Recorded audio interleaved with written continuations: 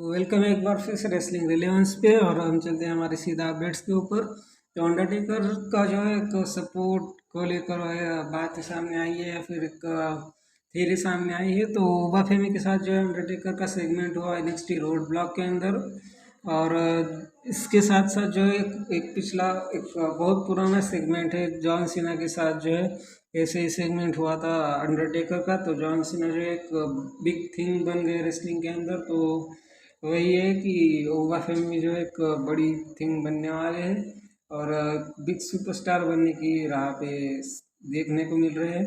तो अंडरटेकर ये कुछ फोटोज आप देख रहे होंगे।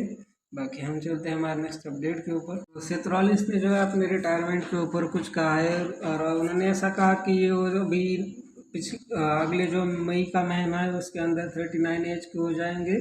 बट उनकी जो रेसलिंग करियर है वो शायद से 45 के साल तक चल सकता है। तो सेथ रॉलिंस ने जो है ऐसा कहा है, उनके कुछ वर्ड्स ऐसे है कि I will be 39 in may, 45 maybe really sounds all right to me. I think it's kind of going to depend on what I do the next few years as far as outside of WWE or behind the scenes in WWE. Both of these things are appealing to me. So just I got to figure out what that feels like. But like my body is definitely I feel good right now. I feel very good. तो ये कुछ Seth Rollins ने अपने retirement के बारे में कहा है कि अभी जो बॉडी है उनकी काफ़ी अच्छी फील कर रही है और जब तक बॉडी अच्छी फील करती रहेगी तब तक वो रेसल करते रहेंगे। तो कुछ 5-6 साल जो अभी सेथरॉलिंस के हम कह सकते हैं रेसलिंग के अंदर बचे हुए हैं। ताकि हम चलते हैं हमारे नेक्स्ट अपडेट के ऊपर। तो जो स्टेफनी मैकमैन का जो पॉडकास्ट आने वाला है ESPN के साथ, तो उसके ऊपर जो एक कोई है पेटॉन मैनिंग्स करके। तो उन्होंने जो है कुछ बातें कही है कि the world of WWE has never been more popular and exciting than it is right now. There is no one better than Stephanie to tell the stories of WWE greatest stars and uncover the moment that shaped them। और इसके साथ साथ जो है Stephanie McMahon का जो podcast है उसके लिए जो सुपरस्टार्स अनाउंस है भाई। तो जो 10 सुपरस्टार्स का हम जान लेते हैं। तो CM पंक 26 मार्च को, कोडी रोड्स 2 अप्रैल, रिया रिप्ली 9 अप्रैल, स्टोन कोल्ड 16 अप्रैल, शार्लेट फ्लेयर 23 अप्रैल, रोमन रेंस 30 अप्रैल, पैट मैकफी 7 मई, अंडरटेकर 14 मई, ट्रिपल एच 21 मई और जॉन सीना जो है 28 मई को हमें इस पॉडकास्ट के ऊपर देखने को मिलेंगे। और काफ़ी सारी जो बातें हैं उनके रेसलिंग करियर को लेके या फिर कुछ जो मोमेंट्स उनके करियर में रहे हैं उसके बारे में हमें पता चल सकता है इस पॉडकास्ट के ऊपर और काफ़ी इंटरेस्टिंग होगा। बाकी देखते हैं इसके बारे में भी हम कितना बात कर सकते हैं पॉडकास्ट होने के बाद। बाकी हम चलते हैं हमारे नेक्स्ट अपडेट के ऊपर।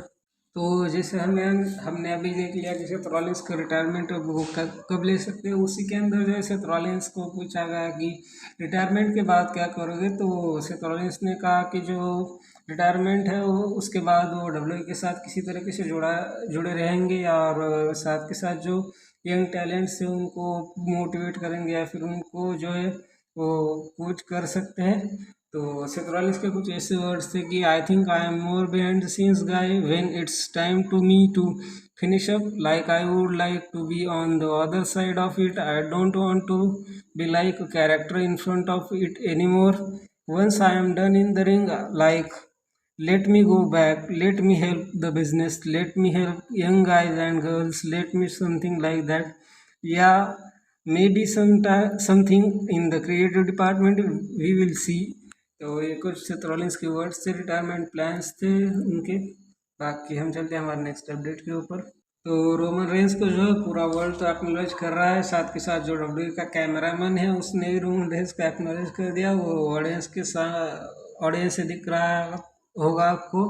तो कैमरामैन की काफ़ी तारीफ करनी पड़ी रोमन रेंस को। बाकी हम चलते हैं हमारे नेक्स्ट अपडेट के ऊपर। ब्रेकी लिंच के कॉन्ट्रैक्ट का क्या कुछ सीन है उसको भी हम देख लेते हैं। तो ब्रेकी लिंच का जो कॉन्ट्रैक्ट है वो 2024 के अंदर ख़त्म हो गया था, बट डब्ल्यूडब्ल्यूई के साथ वो लॉक्ड है। डब्ल्यूडब्ल्यूई को छोड़ के जो ब्रेकी लिंच कहीं पे जाने वाली है नहीं।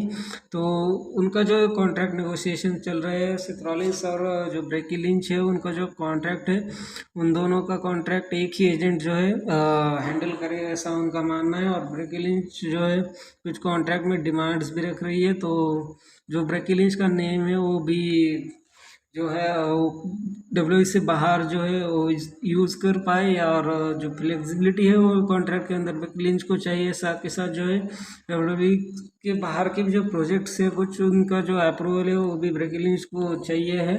और साथ के साथ जो है रॉलिंस और ब्रेकिलिंच ने जो है एक एडवेंचर मीडिया कुछ होगा यूएसए का, तो वहाँ पे भी जो है उन्होंने रिसेंटली साइन भी किया था। तो वो कुछ डिमांड्स है ब्रेकी लिंच की, जब वो फाइनलाइज हो जाएगी, जब वो न्यू एजेंट जो है ब्रेकी लिंच और सेथ रॉलिंस के कॉन्ट्रैक्ट को मैनेज कर देगा, तब ब्रेकी लिंच शायद से हमें रिटर्न करते हुए दिख सकती है।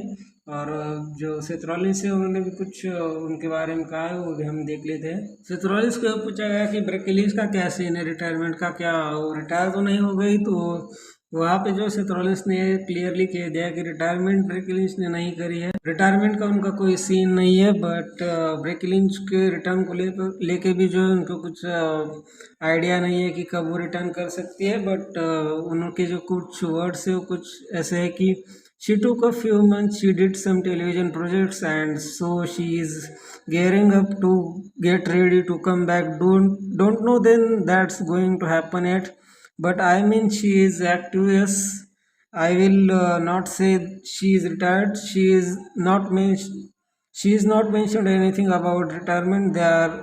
There are future plans तो अबाउट रेसलिंग। तो ब्रेकी लिंच जो है रिटायर तो नहीं हुई, ब्रेकी लिंच रिटर्न करेगी ऐसा विषय तो इसने कंफर्म कर दिया।